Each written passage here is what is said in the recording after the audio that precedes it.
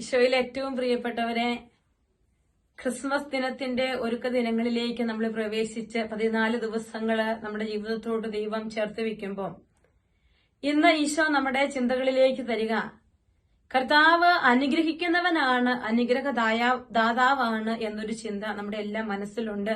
അല്ലെങ്കിൽ അതൊരു വിശ്വാസമാണ്. ആ വിശ്വാസത്തിന്റെ പ്രവർത്തനങ്ങള് നമ്മുടെ ജീവിതത്തിലൊക്കെ നമ്മൾ കാണുന്നുണ്ട്.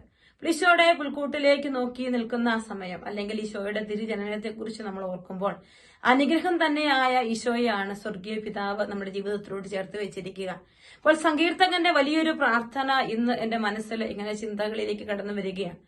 31 അധ്യായം 19 വചനമാണ്. സങ്കീർത്തനം 31 അധ്യായം തന്നെ ദൈവമാണ് എന്റെ സങ്കേതം എന്നുള്ള വലിയൊരു ബോധ്യത്തോടെ സങ്കീർത്തകൻ ദൈവസന്നിധിയിൽ പ്രാർത്ഥിക്കുന്ന ഒരു പ്രാർത്ഥനയാണത്. അവിടെ സങ്കീർത്തകൻ ദൈവത്തോട് പറയുന്ന തന്റെ വിശ്വാസത്തിൽ നിന്ന് ഉടലെടുത്തല്ലെ തന്റെ അനുഭവത്തിൽ നിന്ന് തനിക്ക് ദൈവം തന്ന ആ കൃപയുടെ സമൃദ്ധിയിൽ നിന്ന് ഇങ്ങനെ ദൈവത്തോട് ഏറ്റുപറയുകയാണ്, കർത്താവേ, അങ്ങയുടെ അനുഗ്രഹങ്ങൾ എത്ര വിപുലമാണ്, തന്റെ ഭക്തർക്ക് വേണ്ടി അവിടുന്ന് അവ ഒരുക്കി വെച്ചിരിക്കുന്നു. ഈശോയെ, നിന്റെ അനുഗ്രഹങ്ങൾ എത്ര വിപുലമാണ്, തന്റെ ഭക്തർക്ക് വേണ്ടി അവിടുന്ന് അവ ഒരുക്കി വെച്ചിരിക്കുന്നു. തന്നിൽ അഭയം തേടുന്നവർക്ക് അവിടുന്ന് അത് പരസ്യമായി നൽകുന്നു. അതേ പ്രിയപ്പെട്ടവരെ, ദൈവത്തിന്റെ വലിയൊരു കൃപയെക്കുറിച്ച് സങ്കീർത്തകൻ പറഞ്ഞു വെക്കുമ്പോൾ അനുഗ്രഹം തന്നെയായ ദൈവപുത്രനെ സ്വർഗീയ പിതാവ് നമുക്കായി നൽകിയ ഈ ദിനങ്ങളെ കുറിച്ച് നമ്മൾ ഓർത്ത് ധ്യാനിക്കുമ്പോൾ ഈശോ നമ്മളോട് പറയുകയാണ്, അവിടുത്തെ അനുഗ്രഹങ്ങൾ വളരെ വളരെ വിപുലമാണ്, ലിമിറ്റ് ചെയ്യപ്പെടാൻ പറ്റാത്തത്, എനിക്കും നിങ്ങൾക്കും എത്തിപ്പിടിക്കാനൊക്കെ ആവുന്നതിനപ്പുറത്ത് വിപുലമായ അനുഗ്രഹങ്ങൾ തരുന്നവനാണ് കർത്താവ്. എന്നിട്ട് എന്ത് പറയുകയാണ്, അങ്ങിൽ അഭയം തേടുന്നവർക്ക് അവിടുന്ന് അത് പരസ്യമായി നൽകുന്നു.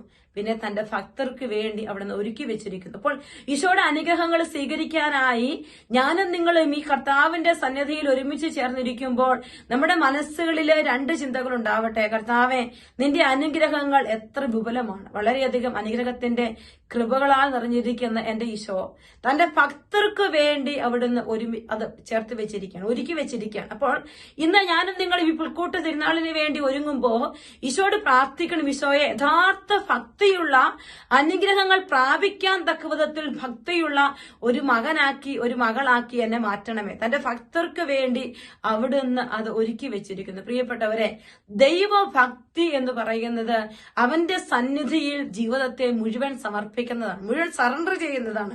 എന്റെ കർത്താവ് എനിക്കെല്ലാമാണ്, എനിക്ക് മുകളിലാണവൻ, എന്റെ ജീവിതത്തിന്റെ നിയന്താവാണ് അവൻ.